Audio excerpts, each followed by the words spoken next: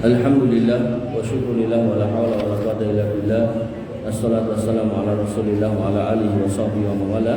Rabbi ishrah li sadri wa yassir li amri wa hlul 'uqdatam min lisani yafqahu qawli. Allahumma faqihna fid din wa 'allimna ta'wil. Allahumma zidna ilman nafi'an wa rizqan thayyiban wa amalan mutaqabbalan.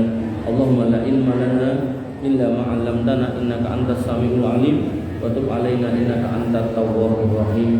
Amma ba'du. Bapak Ibu yang dirahmati Allah, alhamdulillah, puji syukur kita haturkan kepada Allah Subhanahu wa taala atas limpahan nikmat yang kita terima. Iman Islam tentu yang paling utama, dan iman Islam ini harus senantiasa kita jaga. Jangan sampai keimanan dan keislaman kita tergadai karena urusan dunia.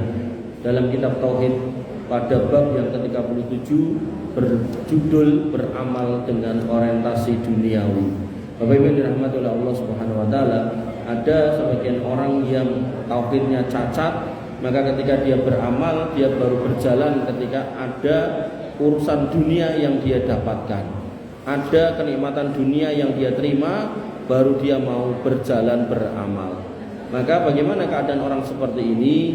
Orang-orang yang beramal hanya berorientasi kepada dunia semata, maka dia berpotensi berbuat kesyirikan.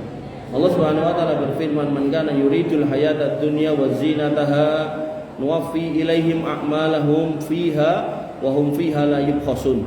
Barang siapa yang menghendaki kehidupan dunia dan perhiasannya, niscaya kami akan berikan kepada mereka balasan pekerjaan mereka di dunia dengan sempurna, bahkan di dunia mereka tidaklah dirugikan. Maka Bapak Ibu yang dirahmati oleh Allah Subhanahu wa taala, orang yang beribadah demi tujuan dunia, orang yang beramal demi tujuan dunia, Allah sudah berjanji tidak akan dirugikan. Ngamal biar terkenal, dibikin terkenal. Ceramah biar terkenal, dibikin terkenal. Nomle salat biar didelok orang, maka akan dibuat Allah melihat membuat orang itu dilihat orang. Makanya apa yang menjadi tujuan dari urusan amal dia terkait dunia, maka Allah akan wujudkan sebagaimana yang diminta dan tidak dirugikan. Sedekah biar kaya, maka Allah akan berikan. Makanya Bapak Ibu dirahmati oleh Allah Subhanahu wa taala, ketika jenengan melihat ada seorang pendakwah yang setiap berdakwah selalu ngomong ke donyo, Pak, Bu, biar jenengan tambah sukses, tambah lancar usahanya, yang pakai penganggon silakan dilepas, yang di kantongnya ada STNK silakan dikeluarkan, yang di kantongnya ada kunci kontak silakan diberikan. Maka yang jenengan berikan akan dikembalikan 10 kali lipat. Wah, ngoten niku. Sakniki ra payu sakniki. Zaman biyen niku payu banget niku. Saking payune sampai enten piyai niku gadah mobil dicicil rong rampung disedekahke. Penggalihnya biar balik 10 kali. Delalah kok 10 kali, sing teko malah tukang tagih utang. Akhirnya mobilnya niku disuwun meleh, terus Pak Ustadz niku ya sudah enggak ada, sudah dijual. Makanya Bapak Ibu dirahmati Allah, jenengan kalau ada penceramah kok titik-titik urusane omongane mung buat duit, jenengan harus hati-hati. Kenapa? Apakah omongannya itu nanti enggak terbukti? Allah menyatakan terbukti. Orang yang bersedekah niatnya dunia akan dikembalikan. Orang yang beramal solih niatnya dunia akan dikembalikan. Betul, akan terbukti. Tapi ya itu cuman itu yang didapatkan. Makanya pada ayat berikutnya Allah mengatakan, ulaikal ladzina laisa lahum fil akhirati illan nar. Mereka itu tidak dapat apa-apa di akhirat kecuali api neraka. Wa habita ma sana'u fiha wa batilum ma kanu ya'malun, dan segala yang mereka peroleh nanti di akhirat itu adalah hasil usaha mereka, itu akan lenyap di akhirat nanti, dan sia-sialah segala yang mereka kerjakan. Makanya saya sering mencontohkan ngeten, Allah punya janji ketika jenengan sedekah niku dikembalikan 10 kali sampai 700 kali. Ning ampun jenengan napa istilahnya? Jenengan cegati kudu ping 700. Wah, aku sedekah 1000 berarti balike kudu 700.000. Ampun. Kenapa? Lah niku karena ketika Allah mengembalikan 10 kali atau 20 kali, niku berarti tesih enten celengan jenengan 680 kali yang disimpen ten akhirat menika. Tapi nek dikekke kabeh ten donya, lah wa malahu min kholaq, di akhirat nanti jenengan ndak dapat apa-apa, Pak, Bu. Makanya orang-orang kafir niku, ampun klentu, orang-orang kafir niku lomo-lomo, mereka punya yayasan, charity, funding atau apapun lah namanya. Mereka melakukan kegiatan-kegiatan sosial. Apalagi yang di Jakarta itu yang namanya Buddha Seci itu, wah itu luar biasa niku. Dananya itu gede banget. Sampai bangun rumah sakit, bangun sekolah, macam-macam. Nah, mereka melakukan itu dan Allah tidak mendolimi, wa ma'allahu bidzolamil abid. Manusia manapun mau yang muslim maupun yang non muslim gak akan didolimi, dibalekke kontan. Makanya orang-orang itu makin kaya. Termasuk Bill Gates, orang yang paling kaya sak donya, yang saat ini mboten ngertos urutan pinten tapi nggih termasuk yang paling kaya lah itu. Niku ngentekke triliunan duit ten Afrika hanya untuk membenahi sanitasi orang Afrika. Biar orang Afrika niku mboten buang hajat sembarangan, biar penyakit itu tidak kemana-mana. Sampai dibikin niku alat, Pak. Alatnya itu kula kesupen namine, tapi zaman kula mengikuti perkembangan alatnya niku luar biasa. Jadi alatnya niku dileboni feses. Feses niku tinja niku. Niku ning tengah mengke medal toyone langsung bening bisa langsung diminum. Rodok mriki mengke medal awune niku saged gawe botol segala macam. Terus mengke ning tengah medal uap aire nanti bisa buat apa? Memanaskan atau mensterilkan sesuatu. Walatnya gede ini. Sampai seperti itu. Dan itu enggak akan disia-siakan oleh Allah, dibales. Makanya tambah sugih. Tapi di akhirat wa malahu min kholaq, enggak dapat apa-apa. Bapak Ibu yang dirahmati oleh Allah Subhanahu wa taala, pramila nggih, ketika panjenengan beramal niatnya mau mendapatkan dunia, boleh, tapi jangan kemudian dipolke gitu loh. Jenengan harus apa istilahnya? Nabung, nyelengi. Makanya kula niku nek umpami nggih, bisnis kula rada seret wonten umpami zaman dulu. Kula niku terus ngetokke misalnya 1 juta, 2 juta kula infake. Kok dibalik oleh Gusti Allah 20 juta, pun alhamdulillah kula. Berarti udah 20 kali lipat. Mboten terus kula ngarep-arep ping 700 iki berarti nek 1 juta berarti 700 juta. Mboten. Karena saya yakin sisanya itu akan dicelengi. Nah, entah buat saya, entah buat anak saya atau keluarga saya atau mungkin cucu saya.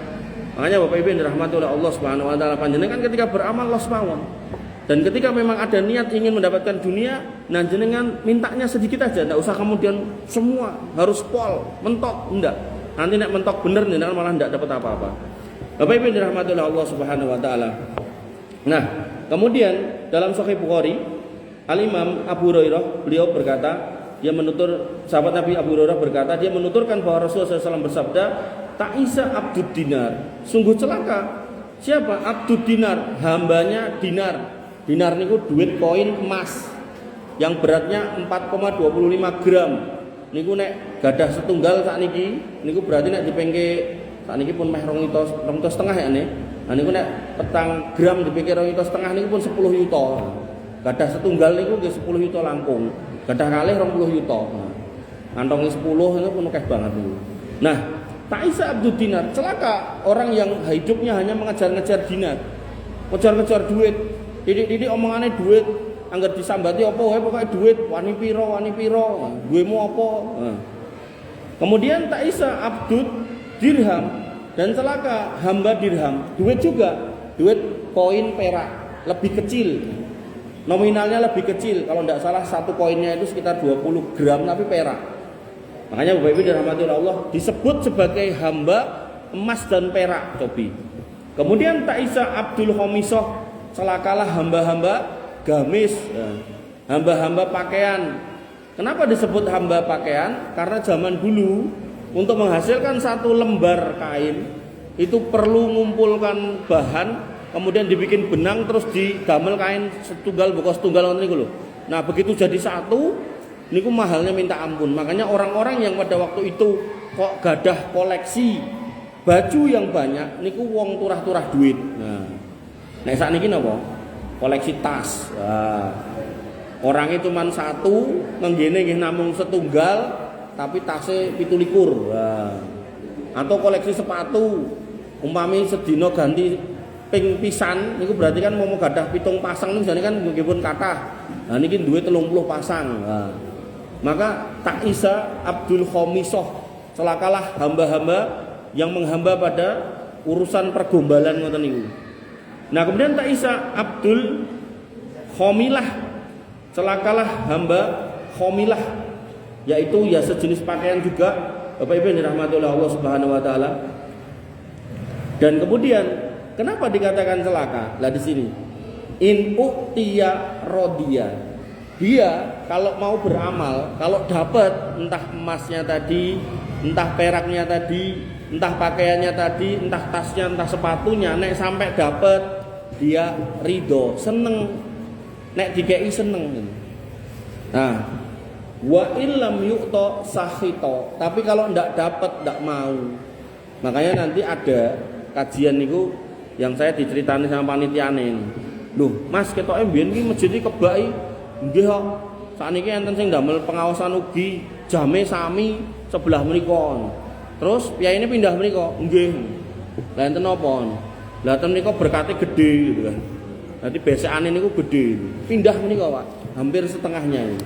Makanya Bapak Ibu dirahmati oleh Allah Subhanahu wa taala, yang seperti itu hati-hati nggih. Artinya ketika jenengan mau pindah bukan karena berkatnya, bukan karena makanannya, tapi karena ilmunya.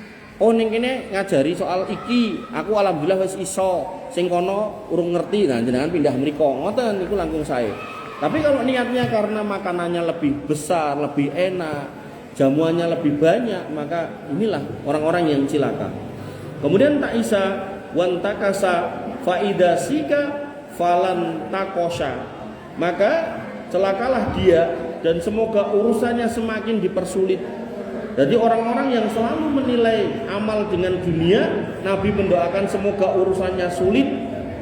Kemudian dikatakan di sini yaitu tuba li abdin akhoda bi inanin farosihi fisabilillah. Maka berbahagialah orang-orang yang mengambil kudanya, dipacu untuk berjihad di jalan Allah. As'asa ra'suhu, rambutnya, kepalanya lusuh penuh debu.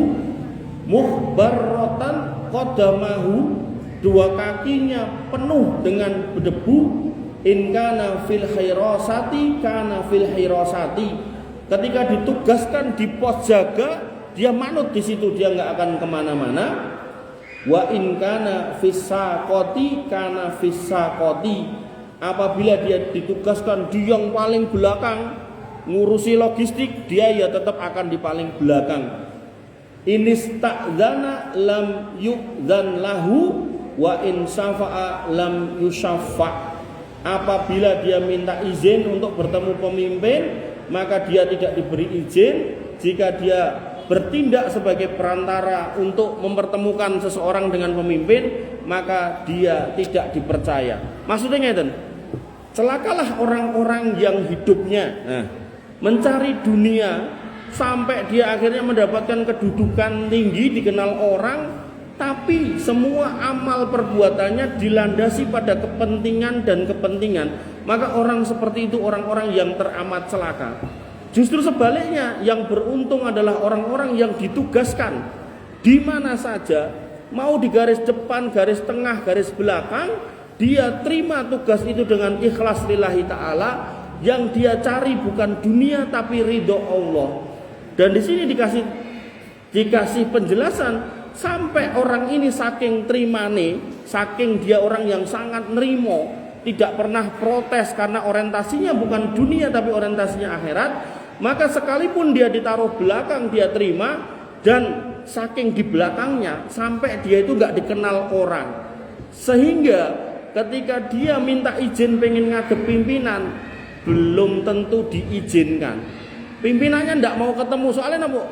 Ndak dianggap orang biasa, tapi dia ikhlas lillahi ta'ala. Begitu pula ketika ada orang yang minta tolong untuk diantarkan, Mas antarkan saya ketemu sama pimpinan, maka dia ini ndak bisa membawa orang untuk nemui pimpinan. Kenapa? Karena nggak dikenal. Makanya Bapak Ibu dirahmati oleh Allah Subhanahu wa taala, hadis ini semisal dengan perjalanan dengan Uwais Al-Qarni. bagaimana dia berbakti kepada orang tuanya, tidak pernah meminta apapun dari ibunya, dan dia berusaha sebaik mungkin untuk menjaga perasaan ibunya, maka akhirnya dia dikenal di langit tapi tidak terkenal di bumi. Dan Nabi Muhammad SAW dikabari oleh yang di langit sana tentang keberadaan manusia ini. Maka ketika beliau hidup, Nabi SAW mengatakan kepada Umar bin Khattab dan Ali bin Abi Thalib, yang mana mereka berdua ini lebih baik daripada Uwais Al-Qarni karena kedudukannya sebagai sahabat dan karena kedudukannya sebagai 2 dari 10 orang yang dijamin masuk surga. Tapi Nabi berpesan apa? Mengko enek wong cah nom saka Yaman duwe bekas loro bentuke putih kaya koin ning geger, teko ana nek jenenge Uwais njaluk donga. Ngongkono dheke ndongake nggo kowe wong loro, ndonga ning Gusti Allah supaya ngampuni kamu berdua, cobi. Padahal Umar bin Khattab dan Ali bin Abi Thalib ini itu adalah orang yang lebih mulia dari Uwais Al-Qarni, karena Uwais Al-Qarni niku tabiin, kemudian Umar bin Khattab dan Ali bin Abi Thalib niku sahabat. Dan keutamaan sahabat itu disepakati para ulama akidah lebih utama daripada para tabiin. Tapi saking baiknya Uwais, saking baktinya sama orang tuanya, sampai Allah mengabarkan kepada Nabi kita Muhammad SAW, ini orang nek ngomong sak omong-omongnya kabul. Makanya nanti nek dia sampai sini wahai Umar dan Ali, maka mintalah doa agar Allah mengampuni dosa-dosa kalian. Cobi menggali. Akhirnya bener. Yang namanya Umar ketika diweling ngoten niku napa meneh Nabi sampun sedo niku angger enten kafilah saking Yaman niku digoleki enek jenenge Uwais ora, enek jenenge Uwais ora. Dan pembesar-pembesar Yaman niku kaget lho. Orang goleki aku yo. Padahal aku ki pejabat lho, padahal aku ki wong sugih lho. Kok sing digoleki menungso sing aku dhewe ora ngerti sapa kuwi. Dan begitu enggak ada, Umar pun berpesan, "Tulung golekno, engko nek enek kon rene, engko nek enek kon rene." Banyak riwayatnya, saya gabungkan ceritanya kira-kira seperti itu. Nah, kemudian akhirnya Uwais datang menghadap, "Ya Khalifah, apakah jenengan mencari saya?" "Iya." "Ada apa? Ada instruksi apa? Enten dawuh napa?" "Aku dikabari karo Nabi nek enek menungso jenenge kowe kuwi. Terus duwe lara bekas sakit yang sembuh di punggungmu." Nah, aku ndelok sik, dilihat kan. "Oh iya bener. Namamu siapa?" "Uwais." "Oh nggih, bener." "Duwe ibu?" "Nggih, bener." Gitu. Bener tenan diverifikasi. Uwais nganti bingung. Lah kok jenengan saged ngertos sing ngandani Nabi. Nah. "Oh, lah terus sakniki dawuhe napa?" "Dongakno aku." "Donga napa?" "Jalukno ngapura marang Gusti Allah dinggo Umar bin Khattab karo Ali bin Abi Thalib." "Ya namung donga, ya Allah ampunilah Umar bin Khattab dan Ali bin Abi Thalib." Pun rampung ngoten tok. Ning Uwais niki ngertos nek niki piyai saya Abu Bakar Umar bin Khattab dan Ali bin Abi Thalib, dia sebelum pergi dia mengatakan, "Ya Khalifah, ya jenengan dongake balik kula." "Oh, tak dongake muga-muga Gusti Allah ngapura kowe eling." Udah pulang. Dari situ kemudian penguasa-penguasa Yaman, pembesar-pembesar Yaman itu tahu. Akhirnya apa, Pak? Digoleki omahe. Begitu digoleki terus ditawari, "Wis jalukmu apa tak cukupi." Tapi yang namanya Uwais ndak pengen terkenal. Akhirnya yang terjadi dia kabur ndelik dan tidak ada ahli sejarah yang bisa memverifikasi dia berada atau meninggal di sebelah mana dari belahan bumi ini. Ada sebagian yang mengatakan meninggal di Syam, tapi wallahu alam tidak tahu saya. Makanya Bapak Ibu dirahmati oleh Allah Subhanahu wa taala, itu kisah Uwais Al-Qarni sebagai orang yang beramal tidak menuntut dunia, walaupun mungkin berat rasanya, walaupun mungkin susah ngurusi orang tua, tapi tetap dijalani dengan ikhlas lillahi taala. Nah, Bapak Ibu yang dirahmati oleh Allah Subhanahu wa taala, maka berdasarkan apa yang saya sampaikan ini, maka kandungan dalam bab ini yang pertama, bahwasanya ada orang-orang yang berorientasi amal solihnya adalah semata-mata duniawi. Dan ini yang tercela, dan ini yang disebut orang-orang yang cacat tauhid, cacat akidah. Salat pengarep-arepe diuji orang, itu yang kemarin kita bahas soal riya. Bahkan ada sebagian orang yang kemudian aku sholat agar dibayar gelem. Ah, ngoten niku lho. Delalah kok ya nek sing gelem bayar. Dan delalah niku pas Ramadan sisan. Berarti pas Ramadan enten piyai sugih janjeni sing gelem tarawih mulih dikeki 50-50 gitu.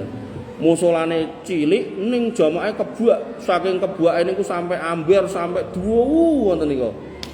Tekan dalan-dalan. Delalah udan deres. Kira-kira nek udan deres ngoten niku bubarna mboten? Mboten, tetep ngadeg ten mriku.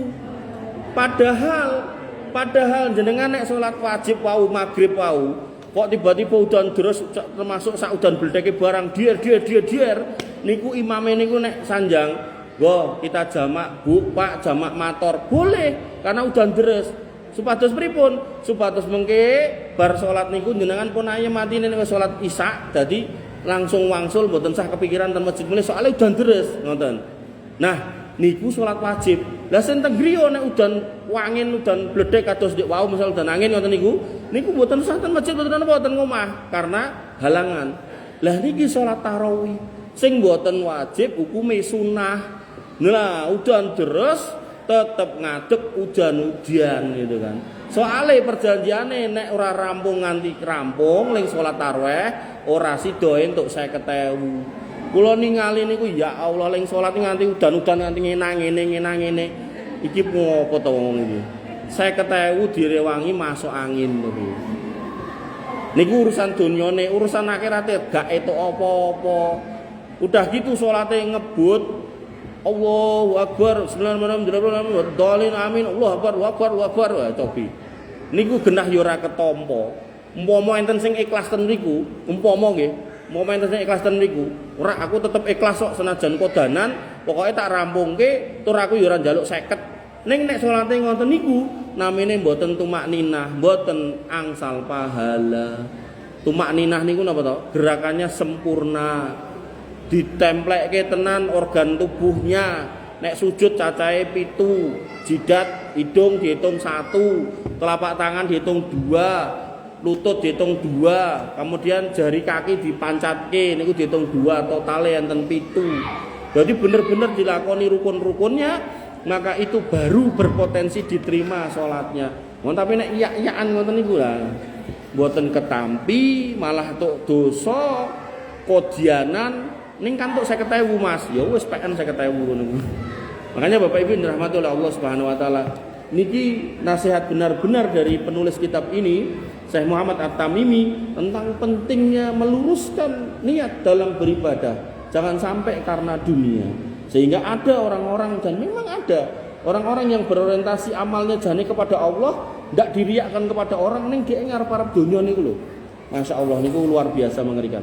Nah, kemudian yang kedua, Bapak Ibu dirahmati Allah, tafsir surat Hud tadi yang saya bacakan yaitu ayat 15 sampai 16 disebutkan di sini bahwasanya di dalam dua ayat ini tadi Allah menerangkan bahwa barang siapa memiliki kemauan yang di mana disebutkan di sini barang siapa yang memiliki kemauan yang rendah, daya pikir yang minim dan menginginkan bagian dari dunia dengan amal soleh yang diperbuatnya, maka Allah Subhanahu wa taala akan memberikannya di dunia.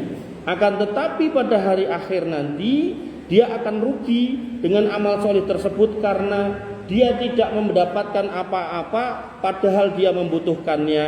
Bahkan memungkinkan dirinya untuk dimasukkan ke dalam api neraka karena amal kebajikannya telah dia minta untuk dipetik di dunia semuanya.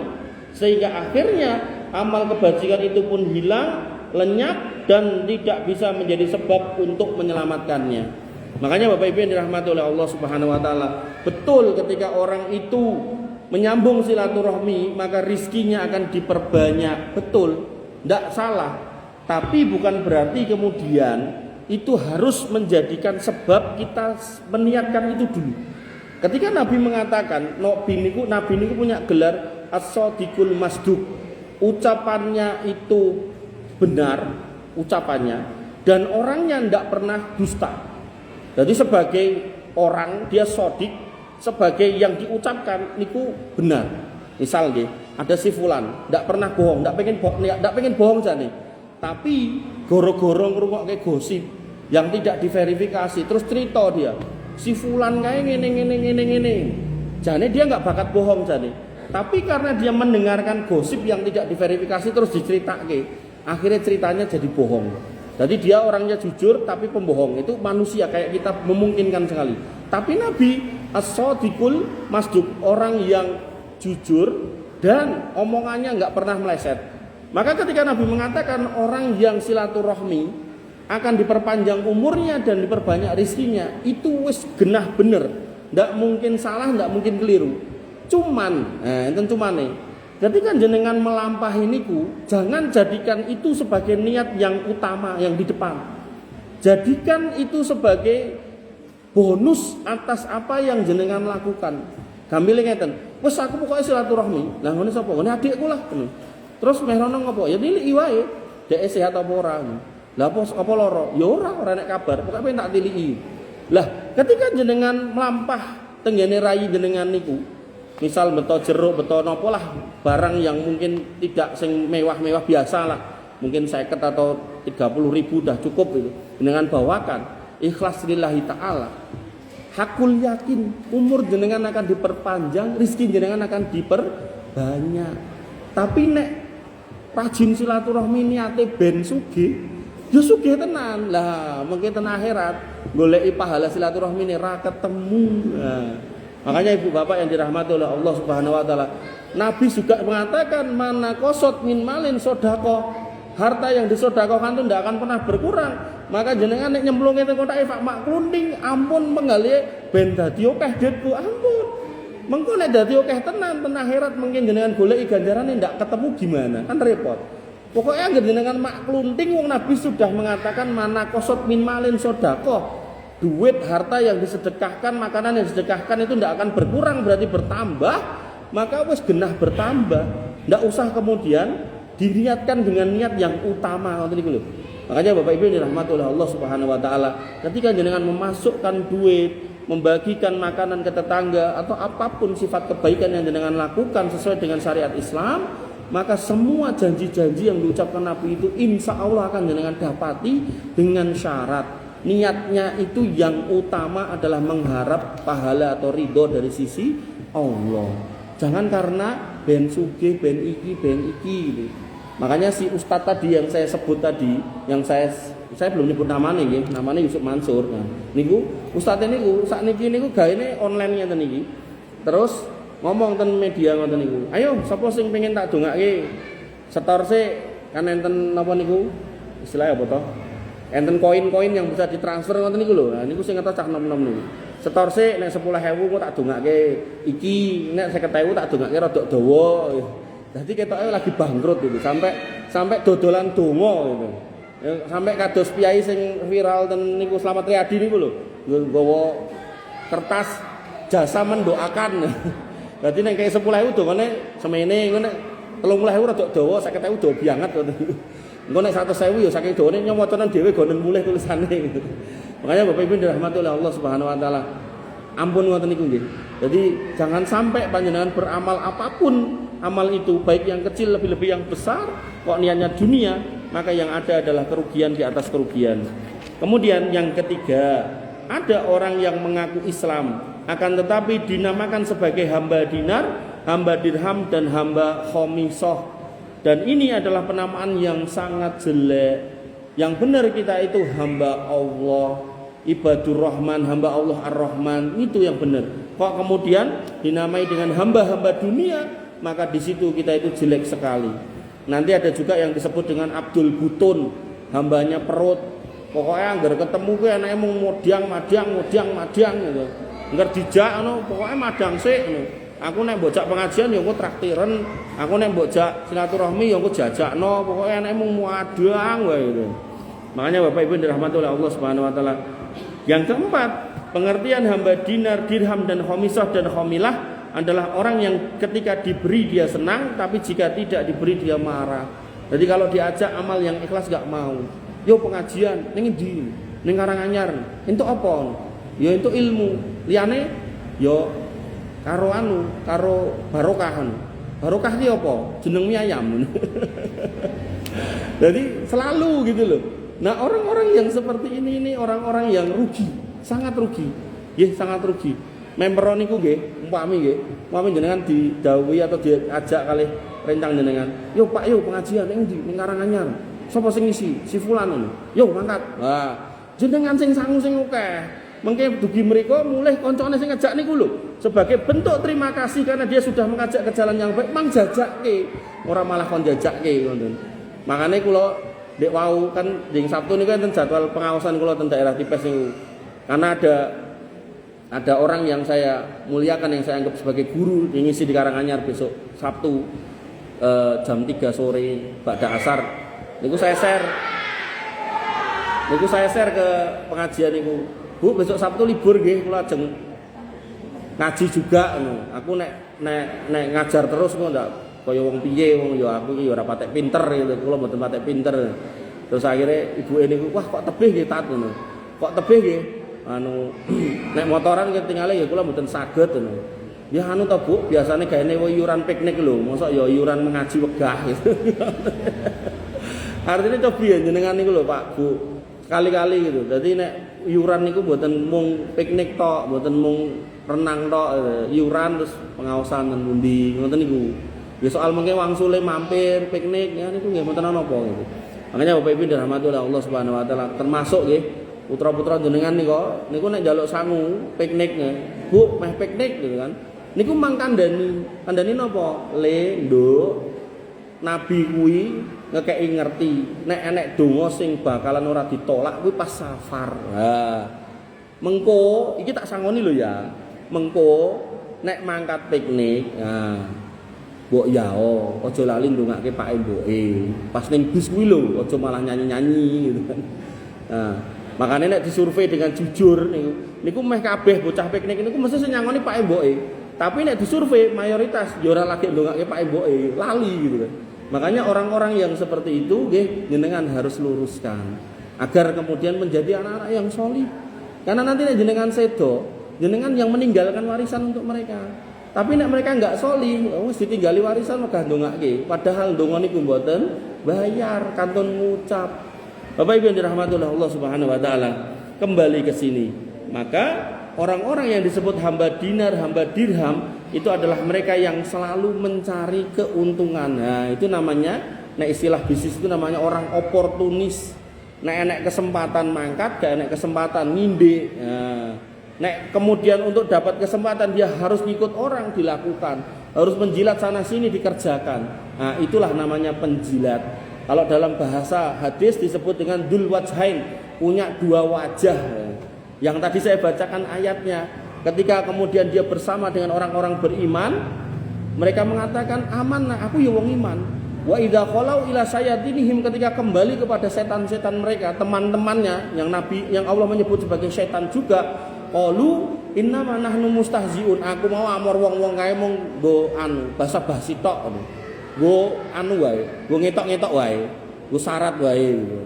Innama nahnu mustahziun, kami mengolok-olok mereka. Allahu yastahzi'u bihim wa yamudduhum fi tughyanihim ya'mahun. Allah akan mengolok-olok mereka, merendahkan mereka di dunia sampai di akhirat. Makanya Bapak Ibu dirahmati oleh Allah Subhanahu wa taala, itulah ciri-ciri orang munafik. Makanya nanti di salah satu masjid di Sumber niku, di Masjid Taqwa Sumber niku saya sampaikan kenapa orang itu jadi munafik. Pada poin yang terakhir kalau enggak kelima keenam itu disebutkan yaitu karena dia beramal karena urusan dunia. Niki wae. Sehingga dia itu nek dunia dhek mangkat, nek mboten moh gitu. Bapak Ibu yang dirahmati oleh Allah Subhanahu wa taala. Dan Nabi SAW mendoakan agar mereka celaka dan urusannya semakin ruwet. Makanya orang-orang yang selalu wani piro niku urusannya niku ruwet banget. Dan ada orang yang cerita sama saya, wah gini. Ketika kita lihat memang di hari-hari itu dia selalu menilai sesuatu apapun itu dengan duit. Kalau nggak ada duit dia nggak mau. Bahkan rapat itu kalau nggak ada nopo niku BCE niku dhek emoh. Pak jenengan rapat niku nggih. Moh ning kono ora tau disuguhi. Ngoten niku lho. Padahal jane nek ora disuguhi kan ya nampa gaji bulanan. Betul niku enten Bu, ning balai kota niku enten ya ini. Urip wong-wong. Makanya Bapak Ibu dirahmati oleh Allah, hidupnya ruwet. Makanya hitungan banget sampai detail detail hitungannya. Banget wis. Kemudian yang keenam, Nabi SAW mendoakan agar mereka bahkan jika tertusuk duri tidak bisa mencabutnya. Artinya kalau ada masalah itu tidak akan keluar dari masalah itu, muter-muter tentu kemauan. Makanya orang-orang yang mengejar-ngejar dunia, dia akan sering punya masalah. Dan masalahnya ini membuat dia stres, bahkan gila. Bahkan naudzubillah sebagian mereka pilih bunuh diri.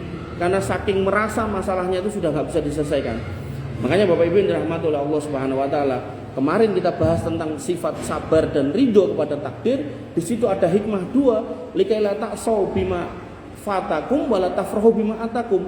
Kenapa kita diperintahkan untuk mengimani takdir itu? Agar ketika kita mengejar sesuatu yang kita kejar itu nggak kepegang, luput, merucut, nggak dapat, jangan sampai kita putus asa. Atau sebaliknya, kok sampai dapat, berhasil, sukses, jangan pernah sombong. Nah, orang-orang yang tidak paham ini, dia bekerja mati-matian siang malam, ngejar sesuatu yang nggak kelihatan, begitu gagal, stres. Padahal para imam itu mengatakan orang-orang yang mengejar dunia, seperti Ibnu Qayyim dan Ibnu Taimiyah, itu mengatakan orang yang mengejar dunia ini kayak orang mengejar bayangan. Walaupun nemplek dengan kaki kita, tidak akan pernah bisa kita menginjaknya, tidak pernah bisa. Dia selalu mengungguli kita walaupun 1 senti. Kemudian ulama yang lain mengatakan orang-orang yang mengejar dunia itu kayak orang yang minum air laut, tidak akan pernah habis rasa dahaganya. Kewarakan kepelempokan nggih, tapi ngelak ini mboten hilang. Karena memang bukan air yang cocok untuk diminum menghilangkan dahaga. Makanya jenengan nek ningali berita, korupsi niku sudah ndak lagi miliar tapi sudah triliun. Sing 1000 triliun rong rampung sakniki muncul 3000 triliun. Tobi. Ayo jenengan kumanan pinten niku. 3000 triliun. Tambah ra karo-karuan niku. Makanya ibu-ibu yang dirahmati oleh Allah, Bapak-bapak juga demikian, nggih. Maka Nabi sampai mendoakan masalahmu ruwet dan enggak bakalan selesai. Berbeda dengan orang-orang yang beriman, bertakwa, maka masalahnya akan wa yaj'allahu makhraja, dikeluarkan atau dibikinkan jalan keluar, wa yarzuqhu min haitsu la yahtasib. Kemudian yang terakhir, nggih, pujian Nabi SAW terhadap orang yang berjihad dengan sifat sebagaimana disebutkan di atas, yaitu orang yang kalau diberi tugas lillahi ta'ala, dia tidak peduli mau ditaruh di depan, di tengah atau di belakang, mau jadi pemanah, mau jadi orang yang melawan dengan pedang, atau mau jadi logistik tukang ngobati, dia nggak peduli. Dan dia juga saking terimane, saking menerima keadaan yang dia miliki dalam status dunia itu, dia nggak pernah protes. Maka sampai ketika dia mau menghadap para petinggi-petinggi, para orang-orang penting, dia sampai nggak teranggap dan dia nggak ada masalah, nggak ada beban di situ. Makanya Bapak Ibu yang dirahmati oleh Allah Subhanahu Wa Taala, kita tidak perlu kemudian mencari muka kepada manusia, karena mencari muka kepada manusia tidak akan berguna apapun di hadapan Allah Subhanahu Wa Taala. Yang harus kita kejar adalah cinta dan ridha Allah Subhanahu Wa Taala, karena itulah yang akan menjamin kembalinya kita ke keprabonnya nenek moyang kita, yaitu Adam alaihissalam, yaitu surga Firdaus yang ada di langit di ketujuh sana. Alhamdulillah Bapak Ibu yang dirahmati oleh Allah Subhanahu Wa Taala, orang yang beriman harus selalu senantiasa meluruskan niat dalam beribadah, harus selalu meluruskan niat dalam beramal solih, jangan sampai kemudian berbelok arah karena dunia, karena pengen dipuji orang, atau karena kepentingan, sehingga kita nanti di akhirat tidak mendapatkan apa-apa. Wabillahi perkataan yang bisa saya sampaikan, mudah-mudahan bermanfaat. Kurang lebihnya saya mohon